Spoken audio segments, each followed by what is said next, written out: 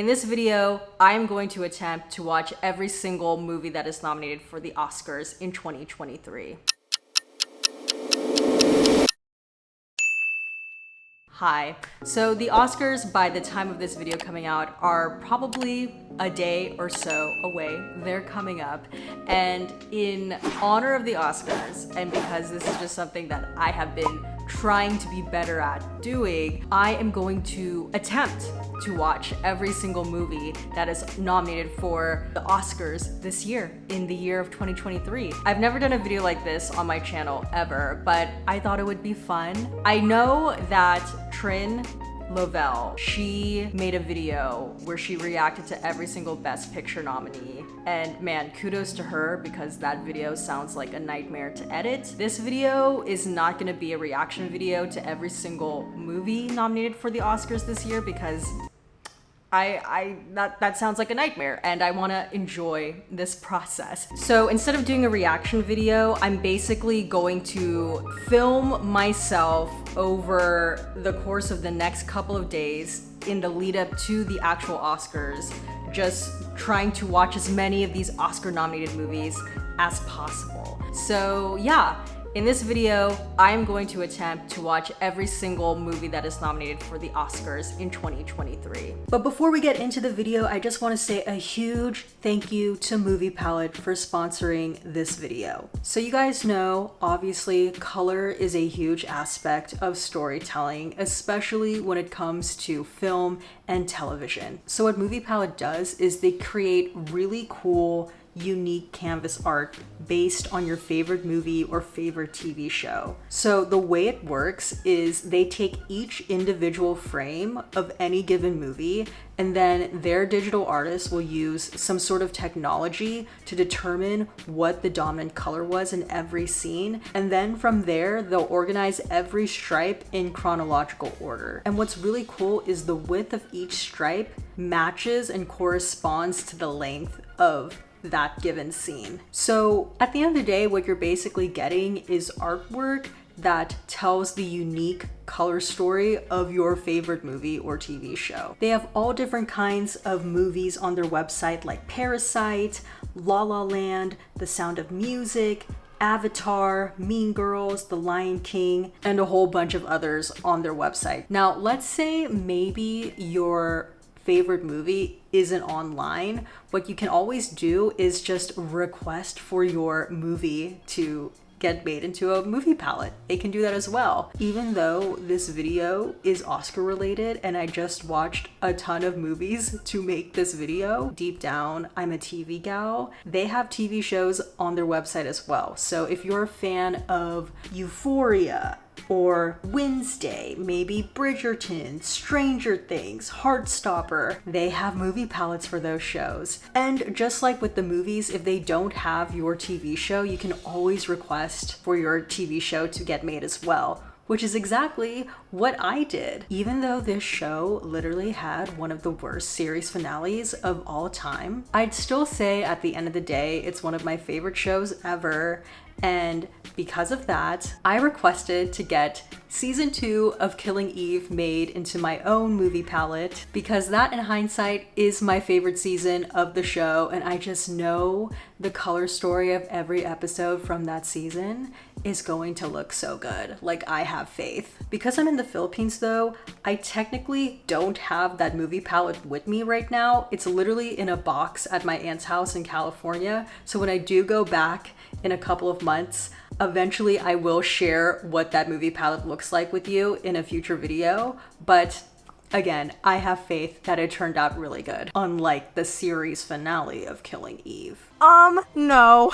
But in the meantime, if you're interested in ordering your own movie palette, you can use my code HUMBLE15 to get a 15% discount off of your order. And if you guys do use the discount, please take a picture of it and tag me in it on social media, because I am genuinely interested to know what these different movie palettes look like, especially the ones that aren't on Movie Palette's actual website. So again, the code is HUMBLE15 for a 15% discount. And once again, thank you so much to Movie Palette for sponsoring this video.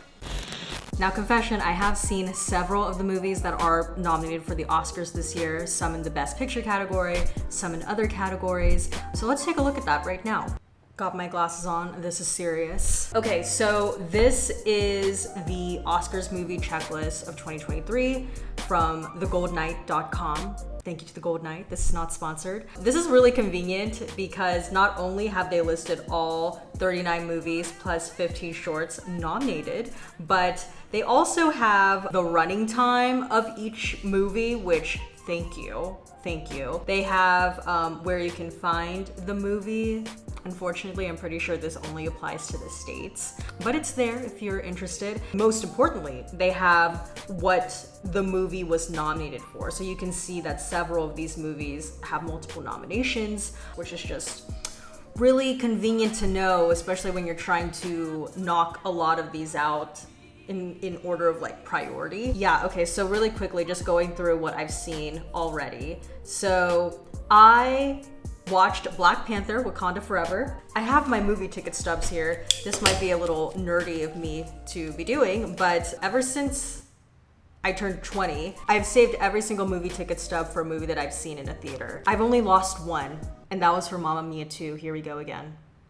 But anywho, haha, Black Panther. I gotta do the beauty guru thing. There, look at that, Black Panther, Wakanda Forever. That was a special movie for me because that was the first movie I've ever seen in a movie theater, not in the United States. If you guys don't know, I recently moved to the Philippines, so things are very different for me right now. That's kind of the reason why I've been not uploading, really, but I'm trying to be better at it now. But yes, I saw Black Panther, Wakanda Forever. Wakanda Forever is the sequel to Black Panther, and it's following the aftermath of T'Challa's death. And it's ultimately a story about grief, which you see in the portrayal of the Black Panther's sister Shuri and his mother, Queen Ramonda, played by Angela Bassett did the thing. Spoiler alert! Had I known I was walking into a movie where I was gonna watch Angela Bassett die, she was literally like floating head down in the water. I saw Elvis. That was one of the last movies I think I saw in the States. And in case it wasn't obvious, Elvis is the movie musical biopic about Elvis starring Austin Butler as Elvis. I feel like I actually enjoyed that movie more after I first watched it versus like now, several months after. And maybe this isn't fair to say about the movie. This actually is less about the movie and more about the Oscar campaign.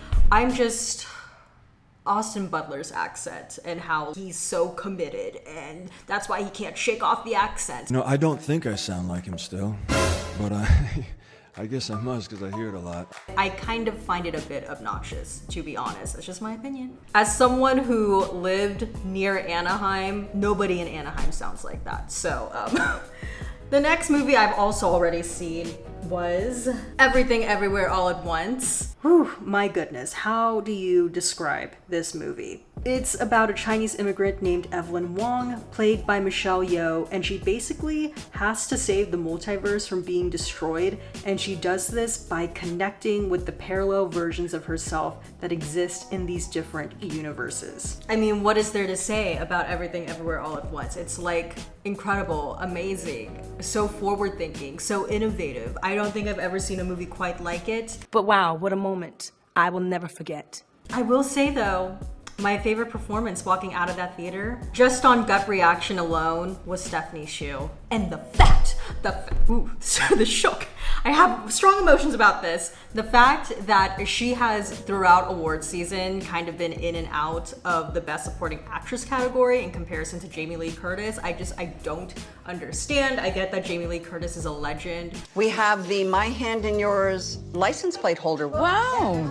But in terms of that particular movie and who was the Best Supporting Actress in that movie, it was Stephanie for me. I'm glad she made it into the Oscar race, but Everything Everywhere All at Once is the movie that I am rooting for in every single category, basically. Oh my god. But speaking of Best Supporting Actress category, can we talk about Triangle of Sadness? That's a movie that I watched in the theater as well in the Philippines. Triangle of Sadness is about what happens when trouble strikes a group of wealthy, entitled, out-of-touch people during a luxury cruise. And it's ultimately a story about class, power, and what happens when that power shifts in unexpected ways. Man, I just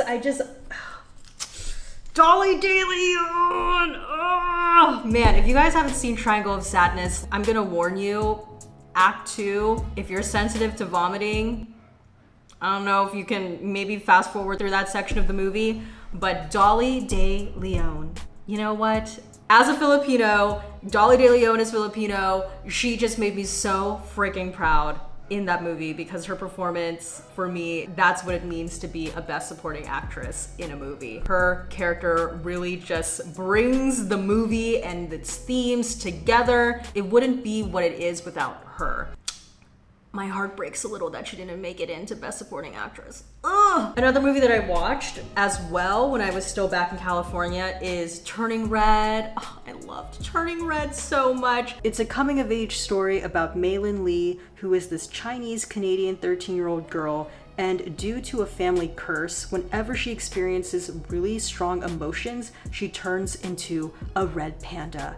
And even though it's an animated movie, it's Pixar, so you know it's going to get deep.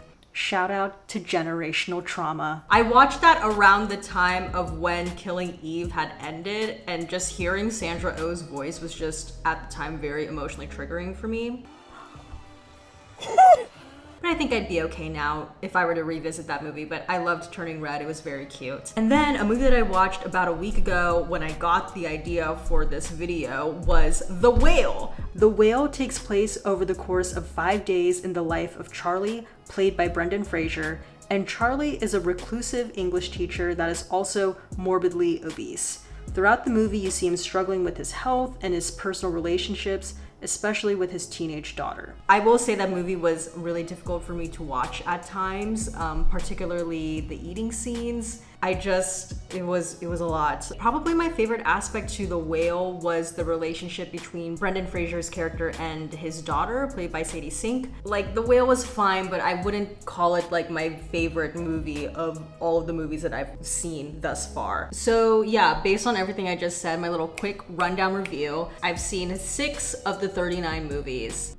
So herein lies the challenge. It is now, where I'm at, it is March 3rd, Friday at 4:31 p.m. Because of the time difference, the Oscars are airing in the Philippines on March 13th, so I technically have 10 days to watch all 39 of these movies. Do I think I'm gonna be able to do it? I don't know. I think it also largely depends on if I can find all of these movies online somehow. But I did come up with like different levels of achievement for me with this challenge.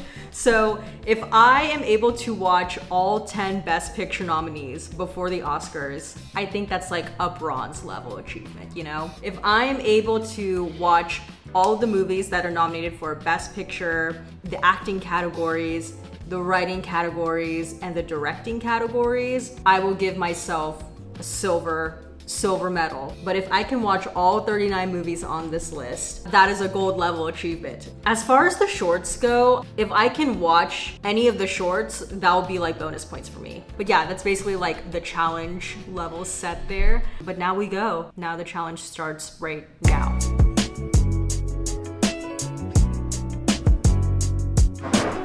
People are only gonna think I only own or wear Ivy Park exclusive. I don't. It's 9:17 p.m. on a Friday evening, and we are now really going to begin the first movie. So I decided the first movie that I want to watch is Tar, and that's largely because I feel like this fictional character of Lydia Tarr has such a cult following. Like, even I follow a Lydia Tarr account. Like, whoever runs this account is tweeting as if they are Lydia Tarr. I want to be in on the joke now. Here we go. I will let you guys know how the movie is. I'm going to be eating dinner. This looks so sad, doesn't it, on screen? It's just an egg sandwich. But here we go.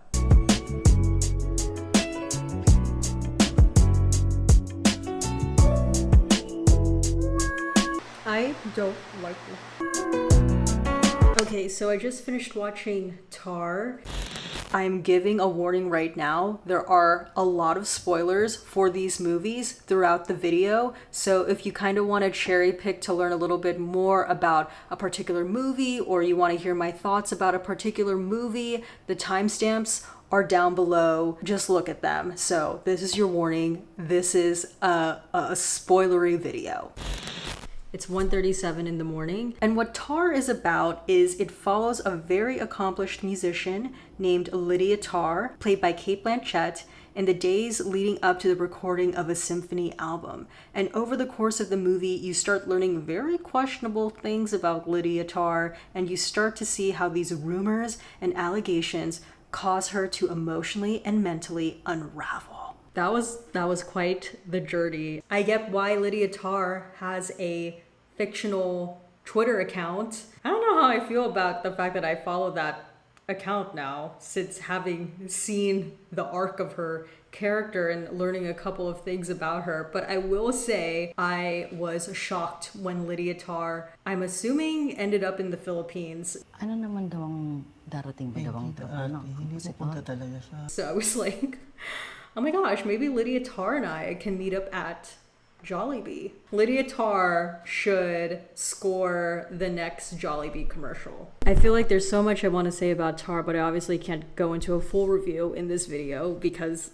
I have so many other movies to watch. It was interesting commentary on cancel culture. There was a line that Cate Blanchett had that I really liked. Don't be so eager to be offended. The narcissism of small differences leads to the most boring conformity. I was like, whoa, that was a good one. That was a good line. But yes, Tar, check. So opening up my laptop, I think the next logical movie to watch is probably Banshees because it has 9 nominations. Calm. Are you coming out to the pub, Calm? Oh my goodness, I just finished watching The Banshees of Inisherin. It's 3:47 in the morning. But it was worth it. The Banshees of Inisherin takes place on a remote island off the coast of Ireland. It centers on 2 best friends, played by Colin Farrell and Brendan Gleeson, and it tells the story of what happens when one day your best friend doesn't want to be your friend anymore. In fact, they don't want anything to do with you. But it's not only a story about a friendship breakup, but it also explores ideas of isolation, loneliness, life's purpose, and existentialism. I literally think that is one of my favorite movies in terms of Oscar contenders for this season. It was such an emotional watch for me. I cried several times.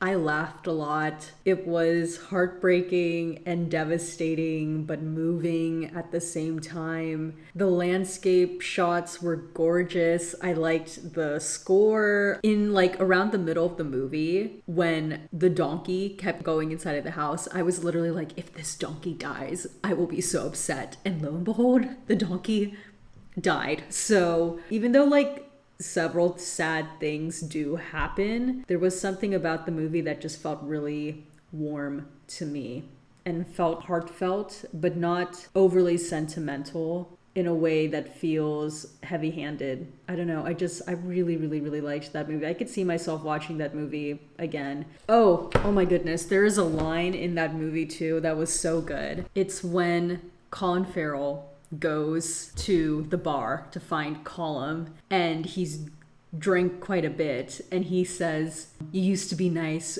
or did you never used to be? Oh God, maybe you never used to be. Oh God, that was such a good line. Yeah, that was a favorite. Loved Banshees of Inisherin. I get the hype now. Hello, so it is currently Saturday afternoon. I just finished doing a little exercise. I'm about to go to my local cafe to get a smoothie, and then I'm gonna come back and we're gonna continue on our Oscars movie marathon.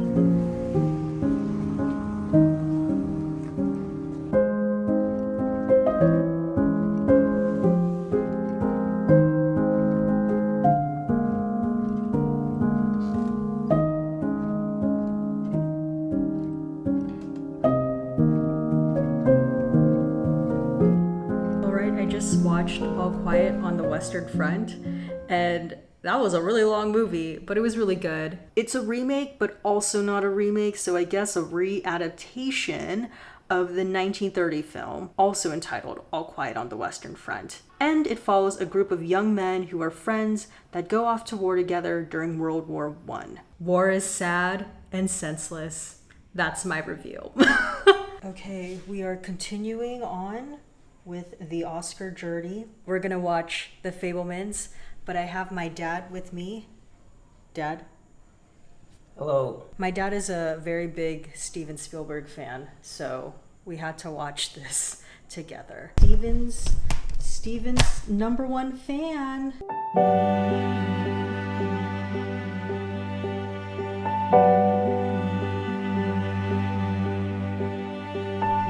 are your thoughts on It's not one of Steven Spielberg's best film. Well, did you like it though? Yeah, but He's I'm not so bad. used to seeing him do great movies that... Oh snap! So used, because it's Steven Spielberg. So you're saying it's not a great movie? Not on his standards of making great movies. I don't think my dad, even though it kind of sounded a bit harsh, I don't think my dad was wrong. I just thought it was funny. Oh snap! The Fabelmans is Steven Spielberg getting a chance to tell his own coming-of-age story. He uses the character of Sammy as his sort of proxy, and we see how Sammy falls in love with film, develops his talent, but we also learn how film helps Sammy make sense of his complicated family dynamics, particularly between his parents. It's not my favorite Spielberg movie, but you could tell it's a movie from the heart. I'll always give it up to those kinds of movies. The movie was really about his family as well as his love of filmmaking and where it started. So yeah, I liked it. I'm glad I watched it. The young boy who played Sammy, he was great. I really liked the actor who played the dad as well. I thought he was good too. And Sammy's girlfriend was really funny, even though that didn't last. She was funny. I laughed. Okay, so the game plan is while I'm eating dinner, I'm either going to be watching Women Talking or the first Top Gun. And I just say, in terms of this specific challenge, I'm so annoyed that two of the Best Picture nominees are sequels. So because I haven't seen the first movies of Top Gun and Avatar, I'm now going to be spending time watching those first movies just so I can watch their sequels that are nominated for Best Picture. I just a little slightly annoyed with that, but So I looked up the running time of both, and they're about the same length. They're about like hour 40. I feel like it would make sense for me to watch Women Talking right now, and then to close my day, watch Top Gun, the first one, so then tomorrow I can immediately go into the sequel versus doing Top Gun right now and then doing Women Talking. But the reason why I'm a little tempted to do that more is because I feel like Women Talking is a quieter movie, whereas Top Gun is like, you know, a loud movie.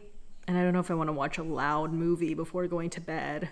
I'm gonna do, oh God, I'm so annoyed. Women Talking. Let's just do Women Talking. Or, yeah, commit. Women Talking, we're doing it right now. I'm hoping that nothing will make me feel ill while watching this movie. Like, there better not be vomiting scenes or, I don't know, people cutting off their fingers, like none of that. You never know, with some of these Oscar movies, they like really go there. Isn't it interesting that the one and only request we women would have of the men would be for them to leave?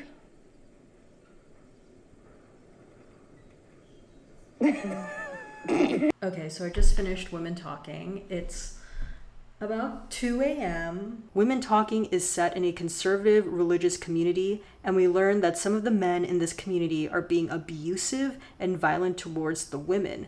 So one day, a group of women come together for a meeting to figure out whether they should stay or leave the community for good. And you see them make a decision by the end. I must admit, it took a little bit for me to get into it. I don't know if it was probably just because, like, you know, I started watching this movie fairly late, This is the third movie that I have watched in the day, and I'm not someone that really likes to binge through a lot of movies, but I'm doing this, you know, obviously for the challenge and to try and watch these movies before the Oscars. So I was kind of experiencing a bit of movie viewing fatigue at this point, but once I kind of was able to like settle into the movie, I really enjoyed it. I'm so shocked that none of the acting performances in that movie were nominated. I think everyone's great, but for me, like, standout was definitely Claire Foy. Love her. Rooney Mara. Oh man, I think her name is like Una or something like that. Her character's relationship with Ben Whisshaw's character. I believe his character's name was August. It's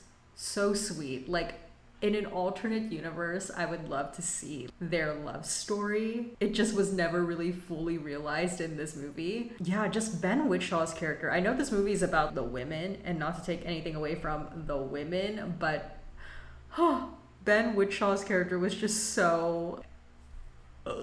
I think for me, my favorite part was like the third act, once they decided, spoiler alert, that they're gonna leave. Once they were packing and like, let's start making things happen, I was like really super into it. Ooh. Hello, it is Sunday. I don't know what the date is. It's a Sunday. 1:40 p.m. March 5th. Unfortunately, I was not able to watch any movies this morning because I had to help my mom do a couple of stuff. But now we're here. Instead of doing the Top Gun movies, I'm actually gonna begin with Avatar. I'm gonna do the first movie and then the second movie, because just looking at the length of Avatar is so daunting to me right now. I honestly won't be surprised if my Sunday is just dedicated to Avatar, which is annoying because I could watch like 3 other, whatever. I actually have never seen the first Avatar, so I'm about to watch the first Avatar so that I could watch the second one. I don't have anything against James Cameron or blue people. The only thing I really know about Avatar is blue people, James Cameron, Zoe Saldana is in it. Oh, and then another thing I always think about when I think about the first Avatar movie is, for those of you guys who don't know, I'm a really big Whitney Houston fan. Her daughter, Bobby Christina, tweeted out that she was watching the first Avatar with her mother and that her commentary was so funny. So always in the back of my head, every time I see Avatar, even during the whole promo for Avatar 2,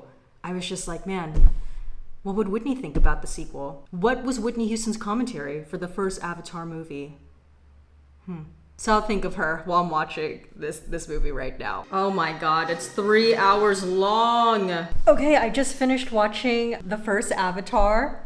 Wow, you know what? I'll give it to the James Cameron. He knows how to make epic movies. It is about 7 p.m. It's 6:57. I do know there's a copy of the second Avatar online, but it's not a really good quality, if you know what I mean. It may or may not be a copy where someone quite literally went into a theater and filmed it off of the screen. Which is exactly, I'm sure, the way James Cameron would want anyone to watch this movie. I'm literally 2 movies away from finishing the Best Picture category, and I did not sit through the first Avatar movie to then be like, you know what? Can't watch the second one. It's not like the best quality. Apologies for any cinema purists, but I need to try and complete this challenge as best as possible. So here we go.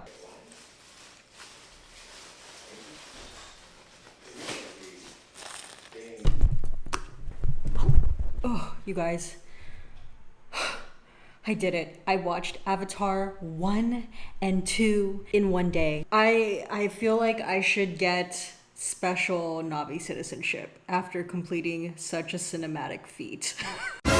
So this movie is mainly about the children of Jake Sully and Neytiri. After fleeing their home due to some unfinished villain business from the first movie, the family, but mainly the children, struggle in adjusting to a new water-based community. As far as my review on Avatar 2, the sequel, The Way of Water, I definitely wish that I watched it on the big screen. Same for Avatar, the original one, but I definitely wished I watched it.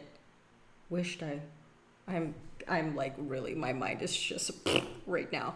I definitely wish I watched it in the theater. The second movie, I felt like it should have been like Avatar 2 Next Generation because it mostly followed the children. I had this question, which was, when did all these people start making babies in the first movie? I was like, wait, you're the son of who? And you're the daughter of who? I was so confused, but I accepted it. Oh my God, the part where the son died just, oh, it broke my heart. Oh my God, that was so sad. I felt like the third act of the movie felt like a combination of the first Avatar and Titanic. Loved the whale. I thought the whale was just really felt that creature in my soul. I think it's really funny that Sigourney Weaver was essentially playing her own daughter.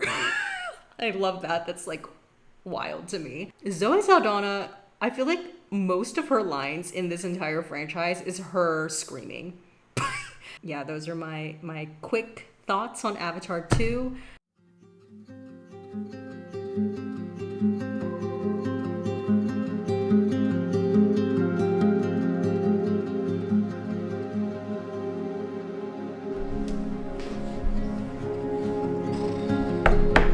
Hello, it is Thursday, March 7th. And yesterday was a bit of a wash because I wasn't really able to watch any of the Oscar-nominated movies yesterday because I was just so busy.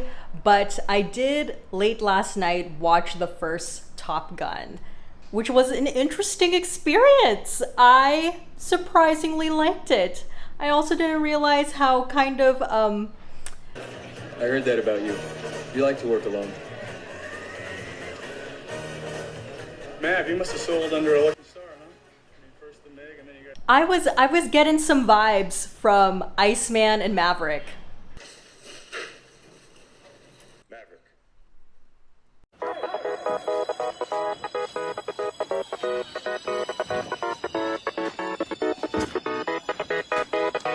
But now it is 3:35 p.m. and I actually just finished watching Top Gun Maverick, which is the second movie in the Top Gun franchise. I think that is one of my favorite movies nominated for Best Picture this year. And speaking of, because I just finished watching Top Gun Maverick, and that was the last movie on my Best Picture nominees list, I've officially watched every Best Picture nominee.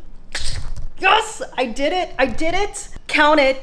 Tuesday, 3:35 p.m. She did it. I have reached bronze level achievement. Top Gun Maverick is the sequel to Top Gun, and it follows Maverick, played once again by Tom Cruise, and he is tasked with training the best pilots of the new generation and getting them ready for a difficult mission.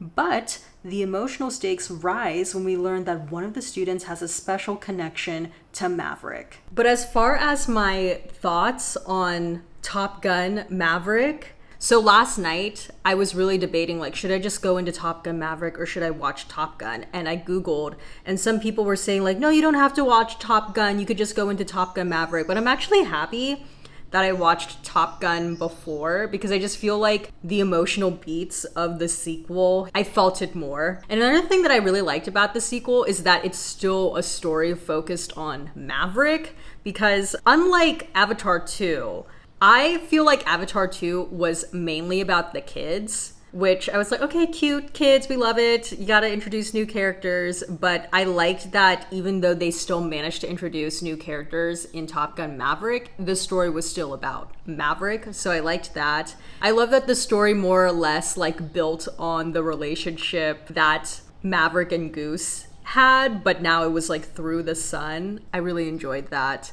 The only thing I will say is it was kind of weird that Kelly McGillis wasn't in this new one and that she like wasn't even mentioned. Like, I was so confused too because I like Googled who Jennifer Connelly's character was supposed to be while I was watching the movie because I was like, who the hell is Penny? And then when I initially like read some things, I first thought Penny was his daughter. So then I was so confused, and as I was watching their scenes, I was like, this is weird. This doesn't seem like a father-daughter relationship. And then I was like, oh, wait. I went back and did a little more research, and that's supposed to be his love interest, who I guess they passingly mentioned her name in Top Gun. But yeah, I really enjoyed that. Good job, Thomas. I'll give it up to you. I'll give it up to you and your planes. But now, I need to eat.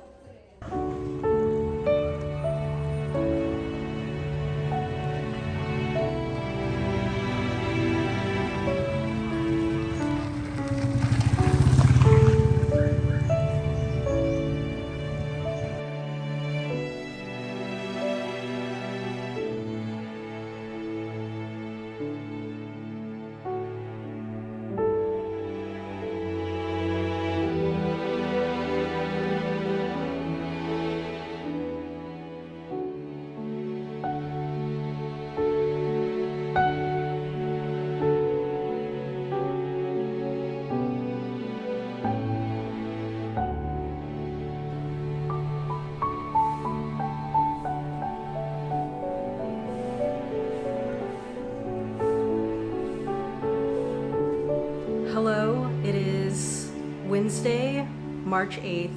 It's 4:11 p.m. in the afternoon.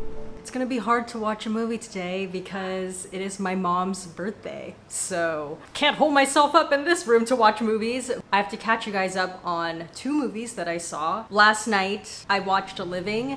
I don't really have that many thoughts about Living. It's a remake of the 1952 Japanese film Ikaru by Akira Kurosawa. And it follows an elderly man played by Bill Nighy who works this very boring dual desk job. But one day he has a doctor's appointment and learns that he is dying. So this starts him on an introspective journey that makes him rethink his approach to living and what it means to be alive. Honestly, it was a bit too slow for me. I even fell asleep towards like the middle and the end, and I literally had to keep rewinding over and over and over again because I was just so sleepy and tired, and the pace of this film didn't really help that. Had no idea that Amy Lou Wood was in it, which I love because I'm a huge fan of sex education. Yeah, that was Living. Honestly, it wasn't my favorite film that I've seen for this video, but I thought Bill Nighy was solid. After that, I was actually editing this video that you're watching right now because I'm editing as I'm filming, so I won't be so overwhelmed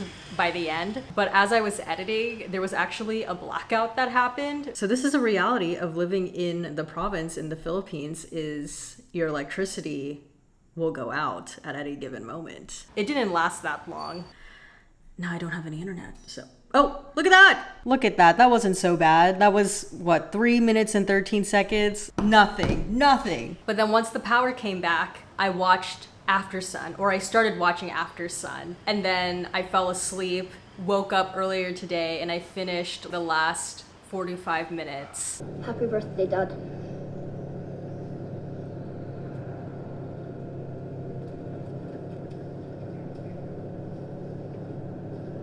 Thanks, darling. Aftersun was loosely inspired by writer-director Charlotte Wells' own relationship with her father. It's a coming-of-age story that follows a father-daughter pair, played by Paul Mescal and Frankie Corio, during a holiday at a Turkish resort. Wow. Not only are the performances really good, but I just think Charlotte Wells she's a director. As I was watching the movie, even though like in the beginning and middle, I was like, this is slow, you could tell she is someone who makes choices. And I think that's the mark of a good director, is someone who makes choices, and Charlotte makes choices. Oh my goodness, like the last 15 minutes of this movie, it had me in a chokehold. I was like, ugh! Literally out of every single movie that I've watched thus far, this has my favorite ending, like the strongest ending, the most memorable ending. Maybe aside from Fabelmans, but the Fabelmans ending, it was more of like a funny gag, if you know, you know. But this ending and like the editing, whoa. But since I finished Living with Bill Nighy and Aftersun with Paul Mescal, they're both nominated in the Best Actor category, I have officially finished the Best Actor category. I also finished the Best Supporting Actress category in finishing all of the Best Picture nominees. Now, as far as acting categories is concerned, I only have 3 movies. I need to watch Causeway with Brian Tyler Henry, To Leslie with Andrea Riseborough, and then Blonde with Ana de Armas. And then once I finish that, I would have finished all of the acting nominees, and then I only have to watch Glass Onion to finish Best Adapted Screenplay.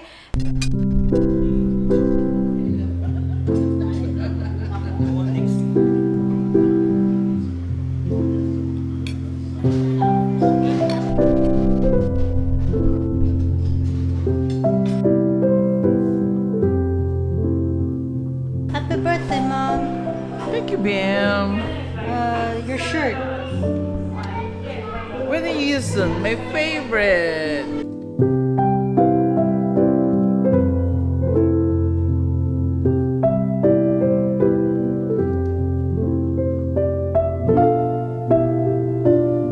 Hello, so I have finished watching To Leslie. I'm really surprised by how many people apparently did not like this movie because I really enjoyed it. It's about a woman named Leslie, played by Andrea Riseborough, and we immediately learn from the opening credits that she's a struggling single mom from Texas who one day wins the lottery. But smash cut several years later, we find out that she wasted all that money away because she's an alcoholic. So throughout the movie, we watch her struggle through her alcoholism and the ups and downs of getting her life together. I saw some criticism online that said the movie was basically like poverty porn and that they felt the ending was predictable. This kind of movie had been done before. The ending was too Hollywood, not realistic, but I really liked it. Maybe that's on me that I haven't really seen, personally for me, I have not watched or seeked out that many movies that are sort of similar to this. I did see a comment in there that was like, this is the hillbilly elegy of 2022 or 2023. And in my head, like, honestly, I watched Hillbilly Elegy and To Leslie was way better than Hillbilly Elegy. But yeah, as far as Andrea Riseborough's performance, because I know this is the nominee that has been very controversial. Honestly, like, I did think the performance was really good. Do I think that there's definitely a problem with the Oscars in general, especially in the Best Lead Actress category, that women of color are not getting recognized comparatively to their white female counterparts? Yes, of course. But I do also think that Andrea Riseborough did a good job in this film. I'm not upset that this performance got recognized. I'm actually kind of happy that it got recognized because surely I would have never watched this movie, let alone never heard of this movie until the Oscars. So, but yeah, hopefully Causeway and Blonde I will watch tomorrow.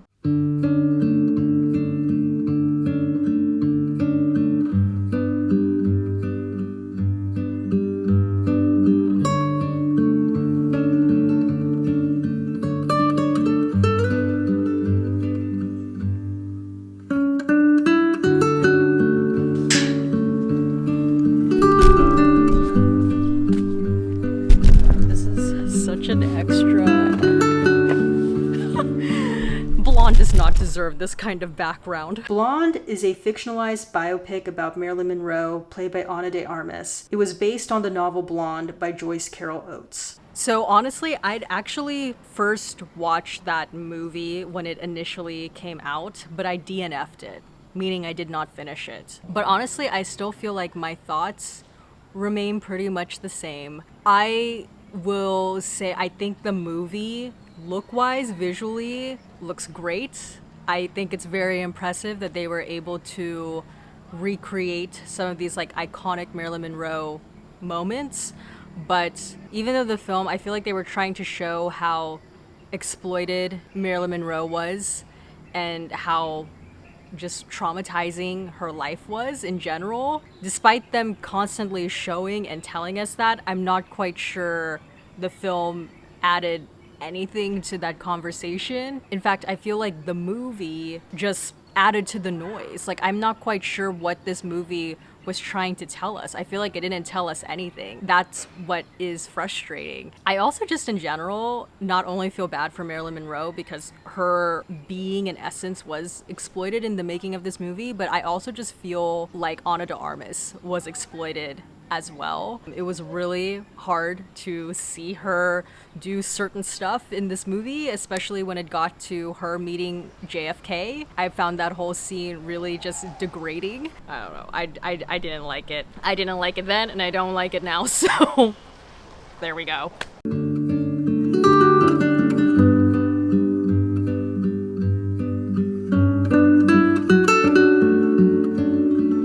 So I just finished watching Causeway with Jennifer Lawrence and Brian Tyree Henry. I really liked Jennifer Lawrence growing up, and I feel like it's been quite a while since she's been really prevalent in movies in the way that she used to be when I was growing up. Every time I see Jennifer Lawrence on screen, it's like seeing an old friend. I know that sounds like really cheesy, but I don't know, maybe if you're from that generation, you'll understand, but I really like Jennifer Lawrence.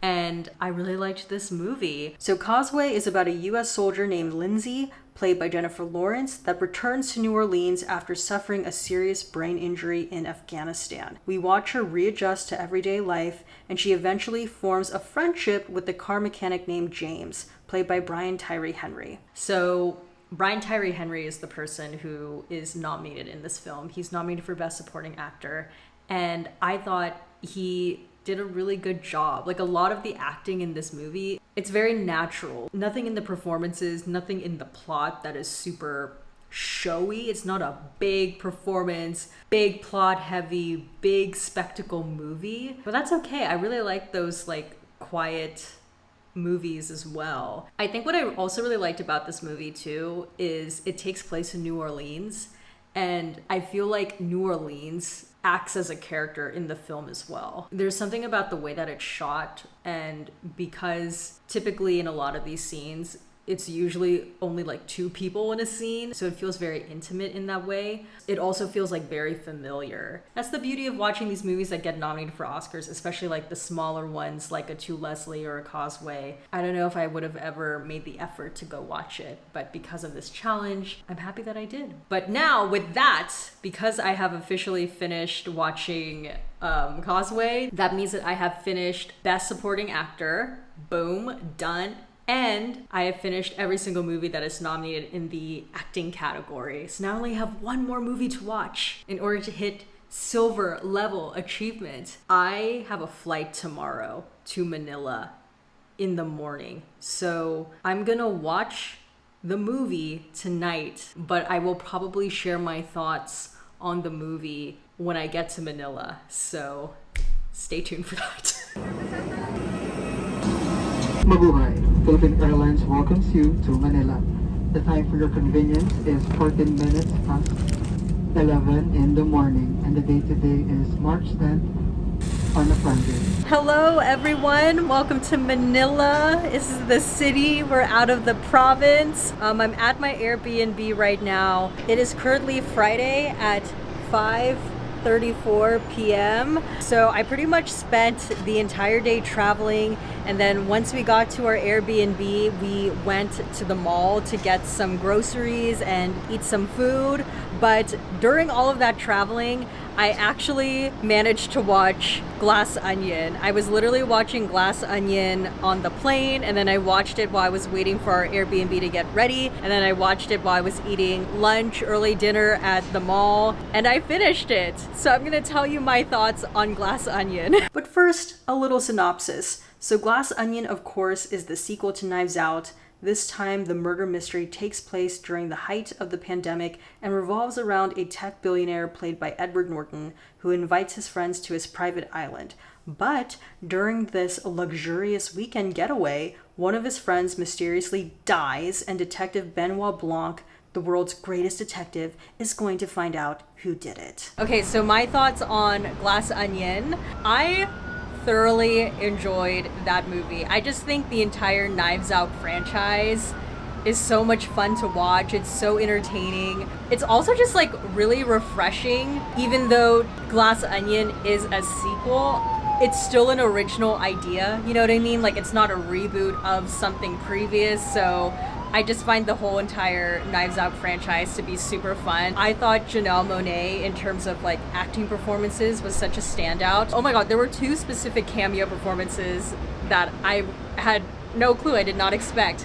Hugh Grant is Benoit Blanc. Is he gay?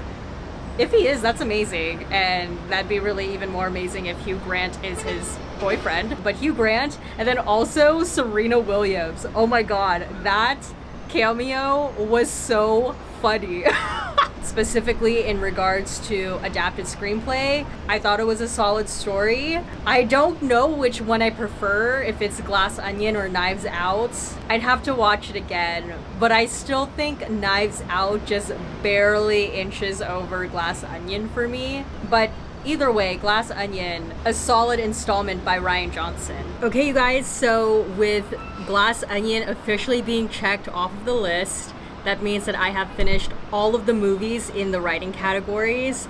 And that also means, as of 5:44 p.m., Friday, March 10th, I have officially hit the silver level of achievement in this Oscar challenge.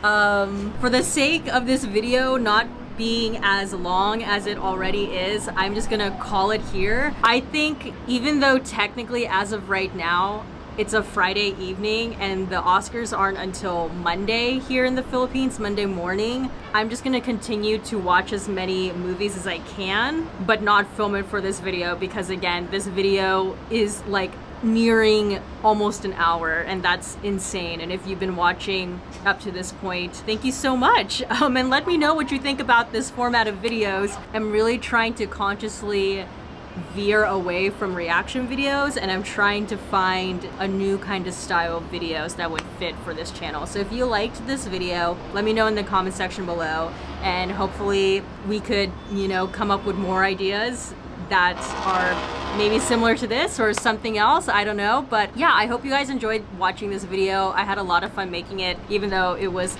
low-key stressful to figure out a way to watch 16 movies in the meantime of just living my life. In terms of the other movies that I'm gonna try and watch between now and the Oscars, tonight I'm probably gonna try watching Babylon. And additionally, I want to try and fit in Empire of Light, Puss in Boots, Marcel the Shell, and maybe Pinocchio. I am planning on making a tier ranking video for the best picture categories, the acting categories, the directing category, and the writing categories. So look out for that. And I think a nice way to end this would be to just show you the view of Manila from the balcony of the Airbnbs. So here we go. So that in the distance over there, if you've never been to the Philippines, that's like Makati, Tagaytay area. This highway over here is known as the Skyway, you know, for a couple extra pesos, you can cut your traffic time probably in half if you just use this Skyway over here. If you look down below, you can see that there's already a lot of traffic. It's a Friday night. That's very typical here in the Philippines. Traffic is horrendous. The driving is scary. So yeah, if you want to avoid being stuck in that traffic, use the Skyway. And then over there in the distance, I believe, I don't know which ocean that is, but like that's headed towards the beach. So yeah, that's about it for me with this one. Again, if you like this video, please give this video a thumbs up. Don't forget to hit the subscribe button and turn on that notification bell so you know when a new video from me comes out. Comment down below if you've seen any of the Oscar movies, and if you have, what are your favorites of the bunch? Thanks again for watching, and I'll see you the next time.